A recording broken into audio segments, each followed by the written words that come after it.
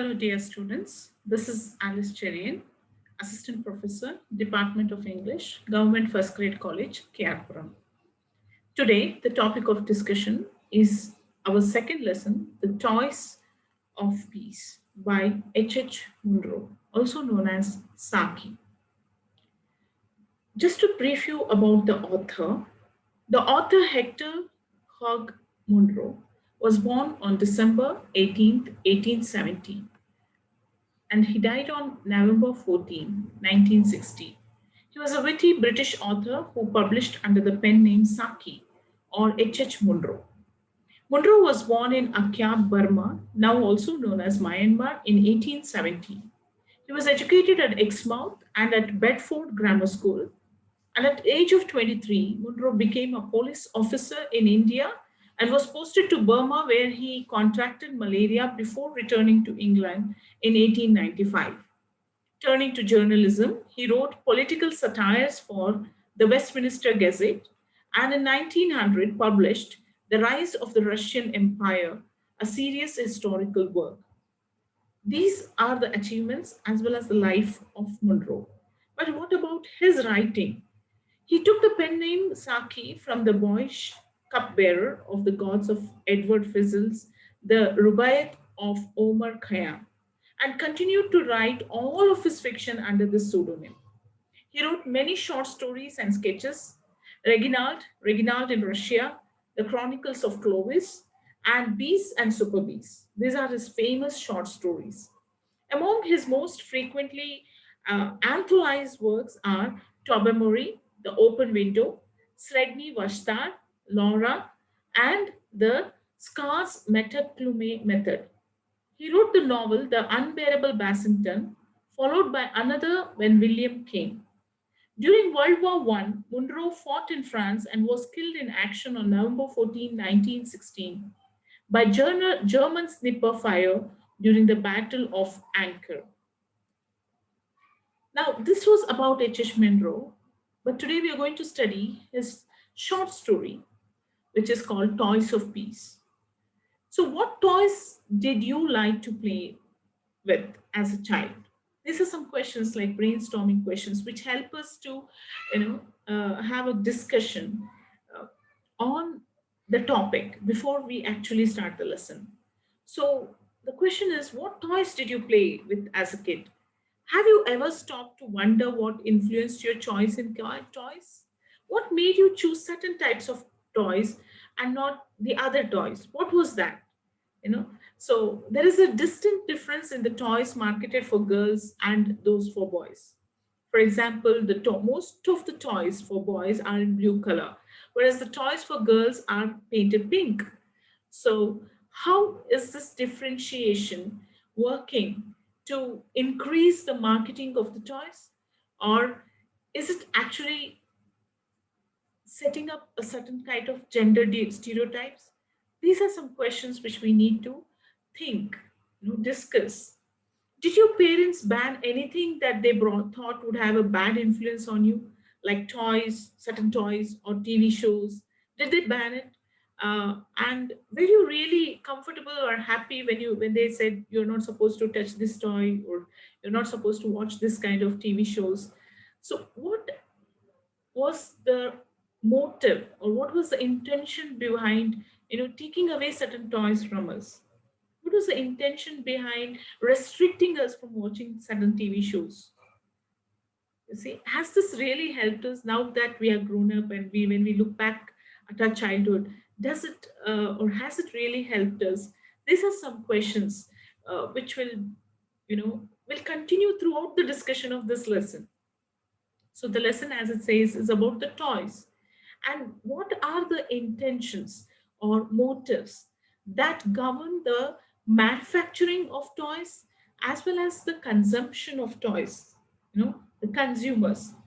What is it that motivates them or, makes them decide on certain toys and not on certain types of toys? So there are toys which are of peace. Let us see what does the topic itself means when it says toys of peace. So that does that mean do we have toys of war? Right. So the chapter goes on elaborating this through the lives and thoughts of Eleanor Bohr. Eleanor Bohr, a mother of two kids, asked her brother to read a cutting from a London morning paper of the 19th of March, which is about children's toys. It exactly carries out some of her ideas about influence and upbringing. So, as we say, childhood is the most impressionable age. Some impressions last forever, and they shape our character. Therefore, the influence on the child and the kind of upbringing the child gets is very, very important in making or developing the personality of that child. Even as an adult, many people find that their certain influences are still, influenced by their childhood and the events that happened to them in their childhood. Therefore, Eleanor Bow, a mother of two kids, is, she's a very conscious mother who is very updated and who is very sensitive to what her children are choosing to play. So, what she reads in the newspaper on 19th of March is something which carries, the article carries the same opinion as hers. It was about what kind of toys can be given to the kids to play, and does these toys have certain effect and impact on the children. So the extract from the newspaper mentions the grave objection of National Peace Council to presenting boys with regiments of fighting men, batteries of guns, and squadrons of dreadnoughts. You see, there is an objection to these kind of toys which are related to war, violence, killing, uh, guns, machine guns. You see, anything which is used in war to kill, to destroy. So these kinds of toys are objectionable according to the National Peace Council as published in that article. So the newspaper article also mentions that the children's welfare exhibition, which would open at Olympia in 3 weeks, the Peace Council will make an alternative suggestion to parents in the shape of an exhibition of peace toys. So the newspaper article mentions that at the children's welfare exhibition, which is going to happen in a couple of 3 weeks, so they will give an alternative suggestion to parents. That is, instead of giving them toys of war, toys of soldiers, machine guns, see, and anything like that, it is better to give an alternative suggestion, just not saying don't use this kind of toys, but they are giving an alternative suggestion what best the parents can use. So if you're not giving your children toys of war, like toys of soldiers, guns, machine guns, war machines, dreadnoughts, squadrons of dreadnoughts, armies fighting, and then drones, the toy drones, aeroplanes, what else can you give children then? If you're not going to give them this, what is it that you can give? And according to the National Peace Council, they suggest that the exhibition does not exhibit many miniature soldiers. Miniature means a small model, you see, of soldiers, but miniature of civilians. That is, instead of soldiers, civilians like teachers, doctors, engineers, the municipality workers, you see, the scientists. So these kind of miniature toys are exhibited in the exhibition. So not guns, but plows are the negilu. Okay, so uluvanthadu, the tools of industry. It is hoped that manufacturers may take a hint from the exhibit, which will bear fruit in the toy shops. See, these manufacturers of toys know the psychology very well. They are the ones who can change the thinking. You see, the way they advertise can change the way the child thinks and chooses to uh, buy a toy. So, what the exhibition wants to do is the National Peace Council, through the exhibition, wants to send a message to the manufacturer of toys that we can replace the toys of war by toys of peace. That is, the toys of civilians. So, inspired by the article in the newspaper, now Eleanor suggests that her brother should bring toys and models bearing civilian life. You see, she says this Easter, anyway, you're going to get some gifts to the children. So, you're not supposed to get this war guns or anything related to violence and destruction. You're going to get the toys of civilians so that at this impressionable age, my children will have a heart that loves peace and not a heart that admires violence. You see? So she asks her brother to explain the toys to the children and interest them in the new idea. See, it is very important that we just not change the toys. We also make the children interested in the toys that we are giving them. So she gives her brother two tasks. Her brother's name is Harvey. So Eleanor, the mother of two kids, she says, see, this Easter anyway you're going to get a gift for my children. I want you to get a gift of civilians, toys of civilians, and also interest my children in that. That is, ಅವರಿಗೆ ಆ ಆಸಕ್ತಿ ಬರಬೇಕು ಆ toys ಅಲ್ಲಿ ಆ ರೀತಿ ನೀನು ಮಾಡು ಅಂತ ಅವನಿಗೆ ಸಜೆಸ್ಟ್ ಮಾಡ್ತಾಳೆ. So she expects his Easter gifts of her two boys should give quite a new impulse and direction to the children's mind. Now, she has two kids, okay? Eric and Bertie. Eric is 11 years old and Bertie is 9.5 years old. As you know, they are in the most impressionable age.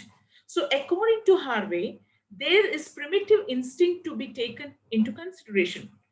That or hereditary tendencies also. That why a child likes violence, why whereas some other children do not like violence. So there is a primitive instinct in within us, that is ನಮ್ಮಲ್ಲೇ ಸ್ವಭಾವ ಸಿದ್ಧವಾಗಿರುವಂತಹ ಭಯಕ್ಕೆ. ಕೆಲವರಿಗೆ ಕ್ರೌರ್ಯ, ರಕ್ತಪಾತ ಇಂಥದ್ದನ್ನ ನೋಡಿದ್ರಲ್ಲಿ ಒಂದು ರೀತಿ ಏನೋ ಒಂಥರ ಖುಷಿ. They like action movies, they like killing, and there is a primitive instinct. Okay, that is the first aspect. The second aspect is there can be a hereditary tendency. Hereditary tendency ಅಂದ್ರೆ ನಮ್ಮ ಫ್ಯಾಮಿಲಿಯಿಂದ ನಮಗೆ ಅದು ಬಂದಿರಬಹುದು. Okay, ನಮ್ಮ ಫ್ಯಾಮಿಲಿಯಲ್ಲಿ ಯಾರೋ soldier ಅಥವಾ great fighter, ಕುಸ್ತಿಪಟು ಯಾರೋ ಇದ್ದು ಆ ರೀತಿಯ ಒಂದು ನೇಚರ್ ನಮಗೆ ಬಂದಿರಬಹುದು. ಸೊ ಹಾರ್ವೆ ಪ್ರಕಾರ ಈ ಎರಡು ಟೆಂಡೆನ್ಸೀಸ್ ಇಂದ ಮಕ್ಕಳು ವೈಲೆನ್ಸ್ ಅನ್ನ ಇಷ್ಟಪಡುವ ಸಾಧ್ಯತೆಗಳು ಜಾಸ್ತಿ. So, because one of their great uncles fought in the most intolerant fashion at Inkerman, and their great grandfather smashed all his big neighbors' hot houses when the Great Reform Bill was passed. So, here, Harvey takes two examples from his families who had participated in war. One is his great uncle, who was a, one is his great uncle. So the great uncle was a Inkerman. Inkerman is a place in Russia. Okay, he fought in the most intolerant way. They have that heredity aspect. Now the great grandfather who smashed all his big neighbors. Whig is a political party. It's a political party in England. So he smashed all the Whig neighbors in hot houses when the Great Reform Bill was passed. That means he was very violent. You see, so he mentions these two people who were violent, and maybe that heredity has come to these kids who also like violence, right? So these aspects, which influence the kids, are to be noted, and the upbringing of the children need to be really, observed and given attention to. So that is what the concept of the short story, The Toys of Pieces. However, we are not ending here. This is just a first couple of paragraphs of the lesson. The rest of the paragraphs will be, explained in the next session. So, in this session, I tried to give you a brief introduction to who Munro is, the Saki, the writer is, and then I gave you, a walk through certain introductory part of the lesson where Eleanor starts with an article, in the newspaper, which triggers her, intentions, which she already had, that children's upbringing should be with great caution. When they are in the most impressionable age, they should be given right toys, right direction, right mindset should be built. So she has two boys, Eric and Britty. Eric is 11, Britty is 9.5. And then she asks her brother to get toys of peace and not toys of war as a gift for the Easter. And the second assignment she or suggestion that she gives is get the get the boys interested in this toy that you're going to gift them. So she believes that the toys of peace would give an impulse and direction to the children's mind because they are at their most impressionable age. So we learned about the National Peace Council and the article, and then how it started the discussion between Eleanor and Harvey, and we got introduced to Eric and Bertie and their choice of toys of wars for their playing. And also we understood two things: that how primitive instinct and hereditary tendencies can influence our choices even when we are small. So with these points, I stop this discussion. In the next discussion, we will continue the lesson.